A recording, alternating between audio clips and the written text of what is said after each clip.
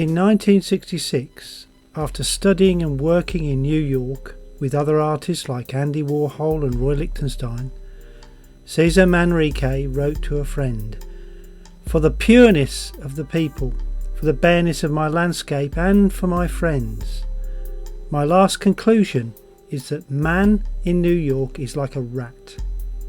Man was not created for this artificiality. There is an imperative need to go back to the soil. Feel it, smell it. That's what I feel." Later, he said, "When I returned from New York, I came with the intention of turning my native island into one of the more beautiful places on the planet, due to the endless possibilities that Lanzarote had to offer.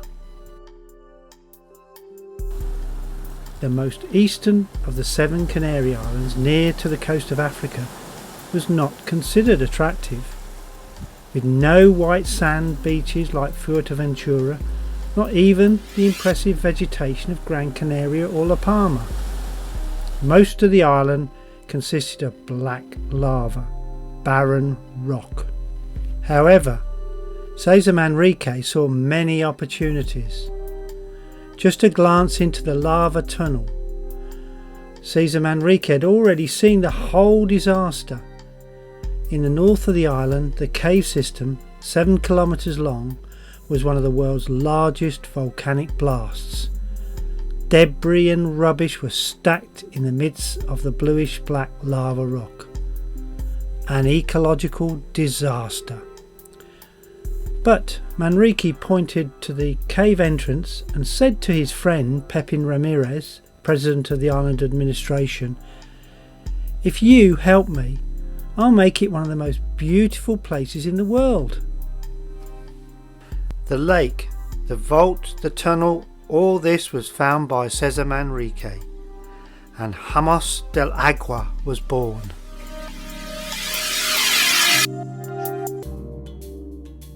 The Hamos del Agua is part of a 6-kilometer long lava tube which formed about 4,000 years ago when Montana La Corona erupted. Molten lava continued to flow as the surface hardened, which in turn led to the formation of the tubes, which run down under the Atlantic. The word Hamio is used in this context to refer to the large openings in the tube which form when parts of the roof collapse due to a pressure build-up caused by volcanic gases. It is these open-air caves which Manrique used as the centerpiece for the attraction.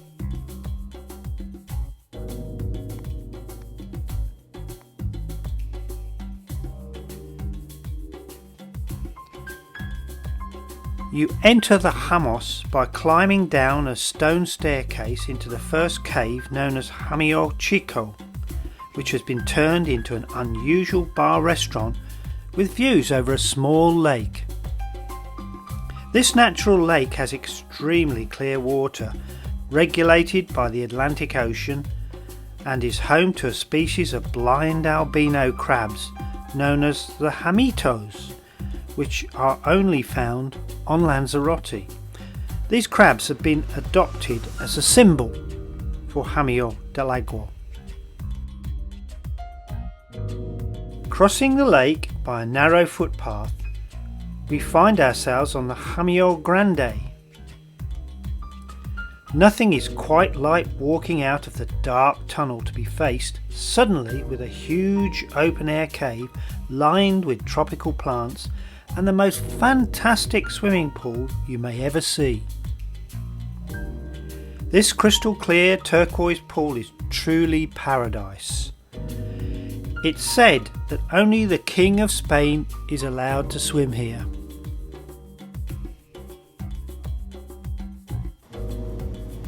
From the far end of the Hamio Grande, you can access the auditorium, which has been constructed in a part of the volcanic tube running down to the ocean.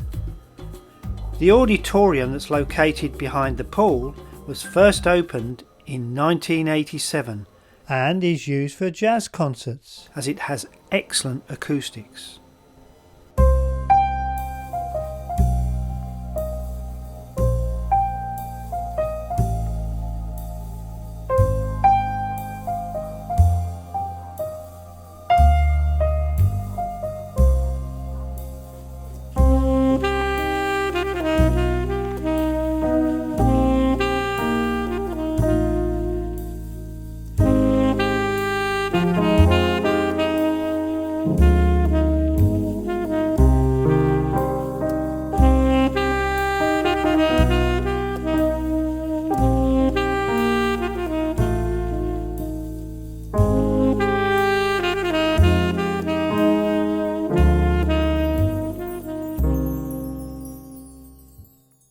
We climb out of the caves to reach Casa de los Volcanes, House of the Volcanoes, which is an avant-garde building that houses some fantastic information about the island of Lanzarote and, not surprisingly, volcanoes around the world and in the Canary Islands in particular. The Casa de los Volcanes hosts an annual meeting of international volcanologists. Manrique's defence of traditional values has helped save Lanzarote from the commercial excesses of many tourist destinations. He convinced the government to ban the use of advertising billboards on the highways and was also behind the strict planning laws on the island, which restricts the height of new buildings to nothing taller than a Canarian palm. Even the colour of the houses on Lanzarote is tightly controlled. All buildings are painted white with green shutters in the countryside and blue by the sea.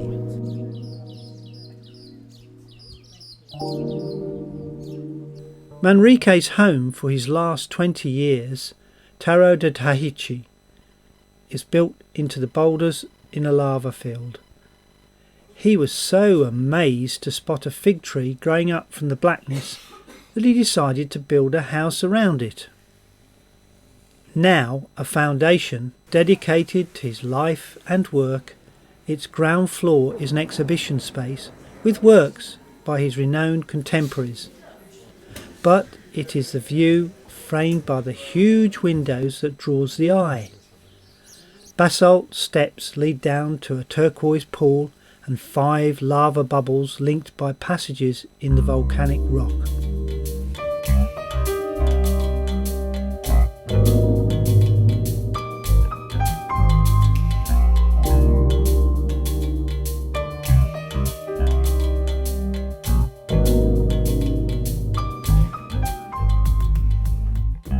"73-year-old Manrique was driving his Jaguar home to Haria, and only moments into his journey he was hit in the side of his car at an intersection.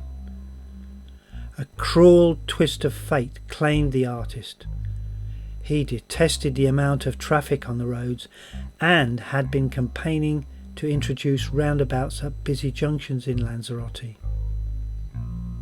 What an amazing and unique legacy has been left for the people and visitors to Lanzarote.